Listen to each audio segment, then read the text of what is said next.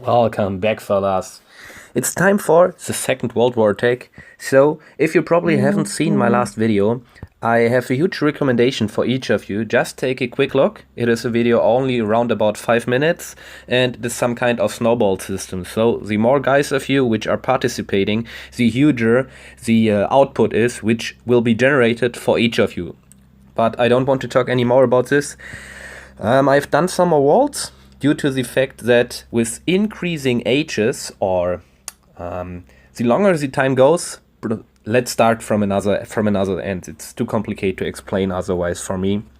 There are these upgrade events or these upgrade weeks during the summer of ages, which is probably called, and which you probably know, of Nexon, which they released. And in each week they are promoting and giving some cells on each of the ages. So now we have reached the atomic age, and it seems like the economic boosts during these weeks are increasing. So currently we are talking about the five emperors, kings, whatever, and we get, instead of previous 160% more resources, 200% more resource production, which is simply insane. When we are looking at my oil rates, or oil drill towers, oil wells, they are producing 267 oil per hour. Yes, I have complete technology bonus as well as the blessing bonus, but nevertheless, let's imagine there is a total capacity for global age of 770 per well. So in total, it is nearly only 3 hours before they are filled. So you have to collect pretty often to don't waste any oil. Also in the multiplayer, there are very, very high amounts of loot affordable. So look over here. Most of the attacks were between, this one's not, were over here, were between 300,000 and 1.1 million. I got several million attacks. So it's definitely a recommendation to use this event and farm some more. I upgraded a lot of walls, which felt that much easy. I can't explain it. In previous times when I was in the gunpowder age, I had to collect, I think, 2 or 3 million for my next house. So for the next citizens, I had to go, and that was that much painful because I could not go offline. I had to stay online, wait for my troops retraining, because every time when I went offline, I got instantly robbed. And now I'm getting offline with about 6 million of gold, 7 million food, 120,000 oil, and not getting robbed at all. So the complete feeling has some kind of merged, and it's completely otherwise. So in my opinion, it was never before that easy to farm your walls. So I'm not playing active currently anymore, and nevertheless I can upgrade 3 up to 5 pieces of wall each day.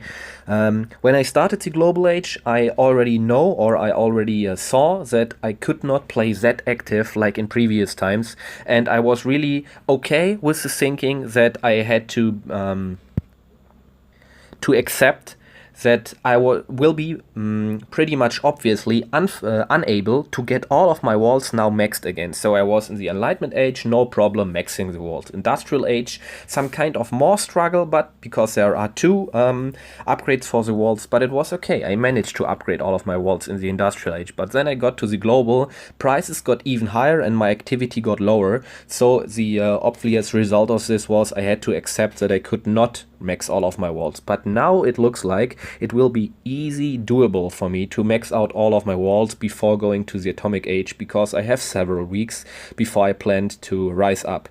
Therefore, the current event is really, really nice. My cannon tower, my pre-last one, so here's the last one, will get ready in 11 hours and 12 hours. Then I have to spend some more citizens. Also the command post is getting ready in 6 days, and some researches are getting finished. So for example, I get the third general pretty late, I have to admit, because I'm now nearly maxed out in the global age, and before I had only 2 generals, and now only I'm getting the third one. Then my bazookas are getting ready. I will definitely take some use of them in the multiplayer. And yes, so far, let's stop talking over here and let's see the enemy I have to attack. I'm not pretty sure whether you have seen the video about, but in my first attack, it was, by the way, a German sub video, I attacked enemy number 1 and managed to get 5 stars. In other way around, enemy number 1 was only able to get a very, very close 3-star, 2% less, and he would have only the quick victory and the town center at my base.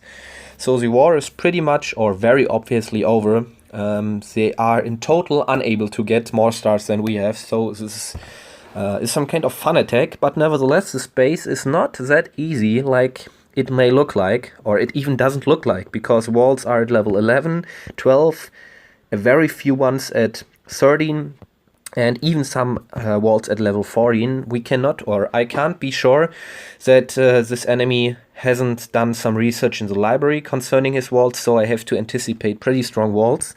What is really ridiculous is, I think, is the troop composition over here. This seems to be all infantry guys. So it seems like he has attacked with 140 infantry guys, Japanese, for sure. The infantry guys are his nation-specific troop, but that would be a very obvious reason why he only got 1 star, because attacking only with infantry guys mostly indicates that the player don't have that much knowledge. Only a very few players are able to get good results with this, and I'm not pretty sure this one is not one of them. But let's stop talking about this. We have Global Depot, Global Max Depot, Global Max Depot, Industrial Max Bunker, Industrial Bunker, pretty high generals, Forbidden City layout, 4 Global Mortars. This guy is Global Age, so we don't have to anticipate with radar research. Industrial Towers. In total, I would call this a base nearly perfectly between global and between industrial age. We have several important buildings at global stage, several other ones in the industrial stage. So you could call it industrial plus or global minus. No matter what, it's definitely between the ages. We also have some kind of weird, I don't know, maze layout. The center box is completely closed, this box is closed, this one is closed, and over here we have some openings where I have to really pay attention about my healing cards. I'm not pretty sure where the traps are. I think he is not anticipating for going through the very center.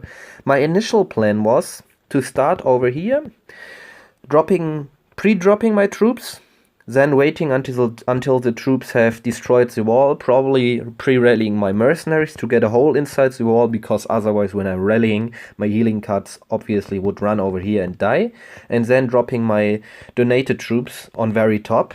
But because of this layout, I'm pretty sure I can also drop my troops over here, sabotage the castle as well as the mortar, and then get the generals before they are coming down, rally in to get both town centers pretty easy, and like you can see, only over here there can be some traps. And here can't be any traps at all, and I have access to both town centers as well as very, very sensitive buildings, such as the tank depots, both bunker, sniper towers, so I'm nearly in the heart of the base. That seems to be a pretty better plan, so I will delete my old plan, attacking from approximately 7 o'clock, so I will attack from 13 o'clock, hopefully not running into some kind of weird trap layout, but yes, we mentioned it already, only here there can be some traps. So sabotage location, it's even better. Blitzkrieg, we have no Acropolis build, which is pretty nice for me. We also have no Versailles. Versailles and Acropolis are always really strengthening up the defenders, as well as giving some painful effects to the defense aspects of a base. We have nothing of both, only a Forbidden City. That should make the whole deal pretty much easier. And so I have to put my Blitzkrieg later on somewhere over here when I'm rallying to the center. One weak sniper tower, one pretty strong sniper tower, so I can calculate about losing my healing cards pretty early. That also means that I have to distract the mortars, because if I don't have any healing, even 2 mortar shots of this high level mortars can be completely deadly to my troops. I've already talked 9 minutes. Stop boring you, let's attack. So, pretty familiar faces to all of you. I don't think I have to explain any of them. Unfortunately, I don't have any more Strength of the Gladiator, which makes the complete task not easier at all. I'm also very, very short on trade goods, and I definitely want to save them. Because of the aspect that the World War is already won, I will take a huge risk now by attacking without Strength of the Gladiator as well as skipping my mercenaries. I will save them. So I don't want to use my mercenaries. I will attack with the whole bunch of other troops. Hopefully this will not cost me the 5-star.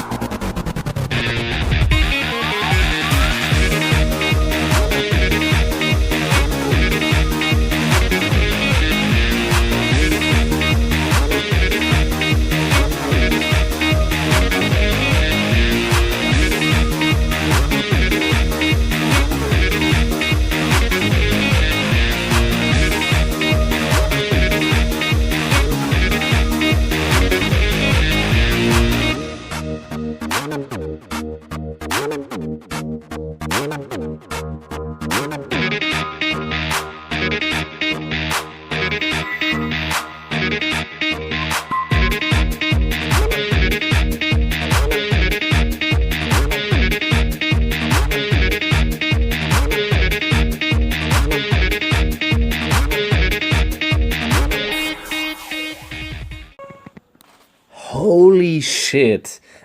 Definitely, guys, I don't want to praise myself. Most of you may know that I'm pretty reflected and also pretty critical to myself, but I think that was an awesome attack. Not awesome because of my performance, but because of my rescue maneuver. So you may have noticed that in the pretty middle or in the early middle of the attack, I lost all of my shooters because I rallied in. First I had some problems, I sabotaged the town center too early. So the troops, I didn't know, they behaved some kind of strange. They shot at the oil refinery instead of the town center perfectly.